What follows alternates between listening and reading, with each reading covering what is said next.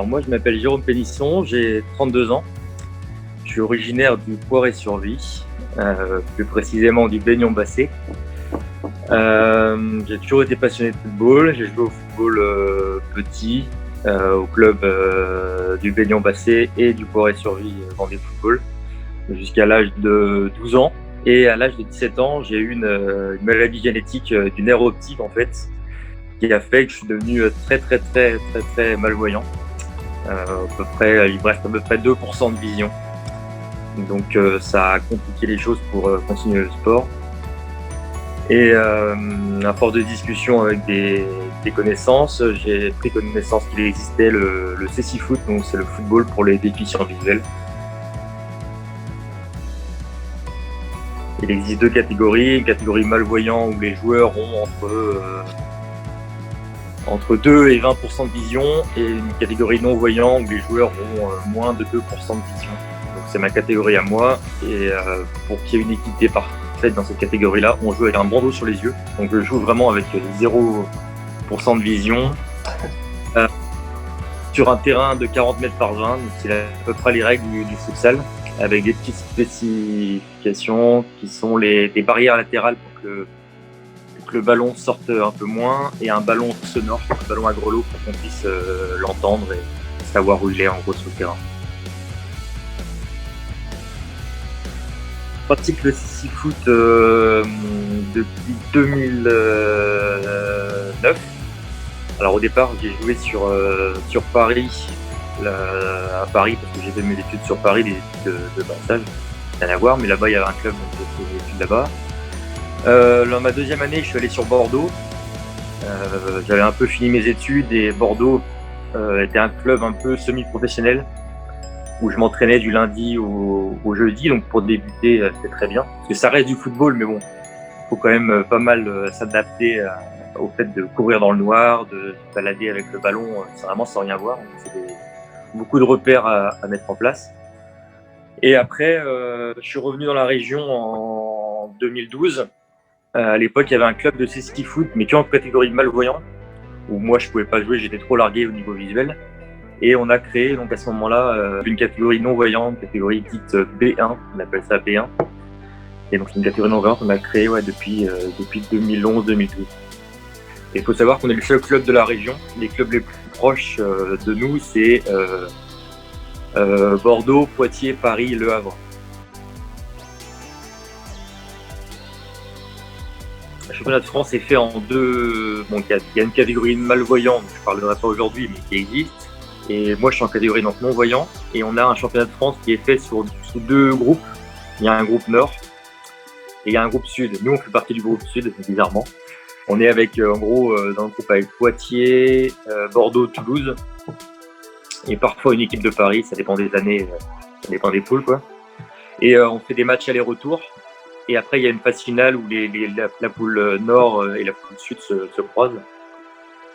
Et oui, donc en fait, on n'a pas, comme le footballeur classique, des matchs tous les samedis ou tous les dimanches. Nous, en gros, on fait notre championnat sur 3, 4, 5 week-ends, où on fait des déplacements et on enchaîne plusieurs matchs dans la journée ou dans le week-end. Ça nous permet d'économiser de l'argent, de faire peu de déplacements. On fait la plupart de nos matchs regroupés dans une sorte de petits tournois. Alors, je suis en équipe de France depuis 2013. J'ai été sélectionné juste avant un championnat d'Europe qui s'est déroulé à Loano, à côté de Gênes, en Italie. Donc voilà. Après les Jeux paralympiques de Londres en 2012, il y a eu un peu un renouvellement d'effectifs. Donc c'est à ce moment-là que j'ai intégré l'équipe de France, j'ai participé au championnat d'Europe.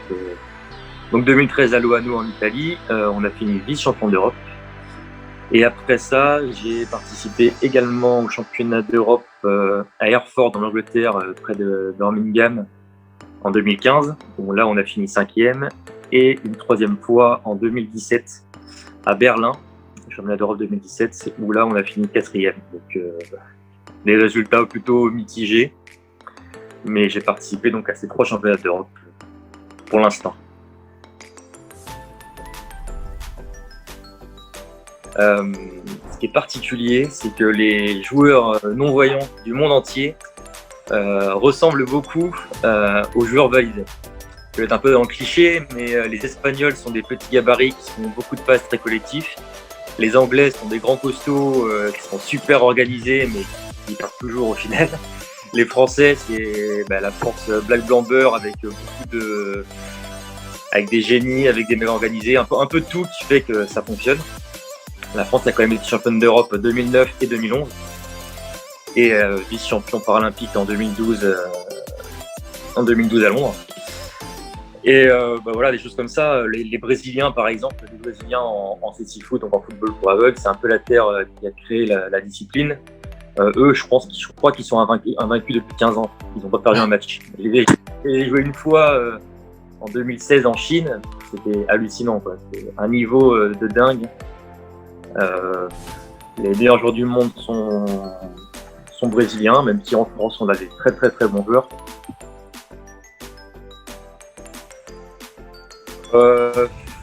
Alors il y a eu des résultats, j'ai fait finale de championnat d'Europe en Italie, mais j'étais blessé, j'étais sur le banc, donc c'est pas pareil on va dire.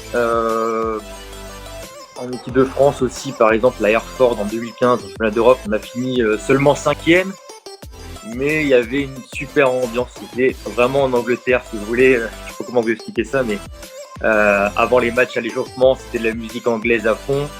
De la pop rock anglaise qui met bien en motivation. Ça sentait la frite et les oignons frits pendant le match. Avec, c'est pour nous une petite discipline, mais on avait, 3000 supporters, c'était déjà énorme pour nous, quoi. Donc ouais, c'est pas forcément des jeux, mais des émotions. On est presque comme en première ligue, si vous voulez, quoi. Ça sentait les frites et le rock anglais, quoi. Et après en club, en 2019, bon, depuis des années, mais 2019, on a fait finale de Coupe de France avec mon club de Don Bosco Nantes. Donc nous, on est plutôt milieu de tableau, voilà, on joue jamais le titre et on joue pas les dernières places, mais pas loin. Et en 2019, on a réussi à aller en finale de Coupe de France. C'était énorme. Même, on a joué à la demi-finale le samedi soir. Quand on a pris notre douche tous ensemble, vous voyez l'image, quoi. On s'est dit, mais c'est pas possible, on est en finale demain matin. Pour nous, c'était dingue et c'était des super émotions à partager. Je me rappelle du stade de Lidonnière, c'était à l'époque la grande équipe du Poiré-sur-Lui.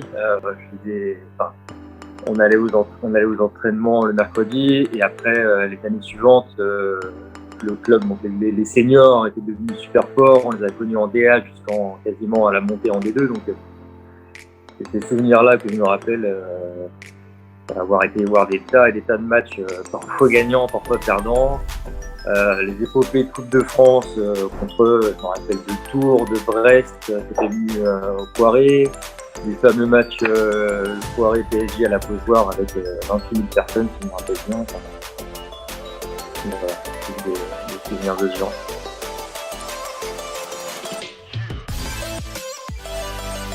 Donc oui, j'ai 32 ans, mais j'espère bien rester dans l'équipe de France quelques années de plus. Et pourquoi pas aller jusqu'à Paris 2024. Et là, à court terme,